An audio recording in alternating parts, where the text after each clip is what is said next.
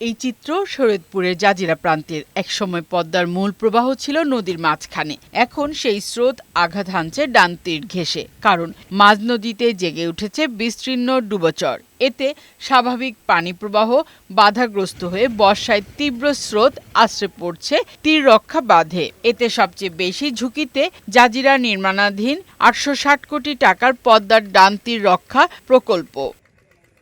এই প্রকল্পের ২ থেকে ১১ নম্বর প্যাকেজ পর্যন্ত প্রায় ২ কিলোমিটার এলাকায় দেখা দিয়েছে ভয়াবহ ভাঙন। মাঝিরঘাট জিরো পয়েন্ট থেকে বড়কান্দি পর্যন্ত পদ্মার ভাঙনে বিলীন হয়েছে ৩ শতাধিক বসতবাড়ি ও গুরুত্বপূর্ণ স্থাপনা। উজান থেকে নেমে আসা ঢলের পানি বাড়তে থাকায় নতুন করে আতঙ্কে রয়েছে নদীর পাড়ের মানুষ। কল্যাণমোলা থেকে শুরু করে জিরো পয়েন্ট থেকে ২০০ থেকে ২৫০ বাড়িঘর বিলীন হয়ে গেছে। ডুবোচরটা যদি সরকার বেজার দিয়ে কাইডে অন্যদিকে পানির স্রোতটা ঘুরে দেয়, তাইলে এই এলাকার মানুষগুলি বাঁচতে পারে। পানি উন্নয়ন বোর্ড বলছে, নদীর গতিপথ পরিবর্তনের কারণে তীররক্ষা বাঁধের উপর চাপ বেড়েছে। পরিস্থিতি মোকাবেলায় নেওয়া হয়েছে প্রয়োজনীয় ব্যবস্থা। নিউ ডিপোজিট হচ্ছে, নতুন নতুন চর যাচ্ছে এবং এই চরগুলো আনস্টেবল। কিছু দেখা যাচ্ছে যে হয়তো ১০ বছর আগে চর গেছে, সেই চরগুলো আবার ভেঙে যাচ্ছে।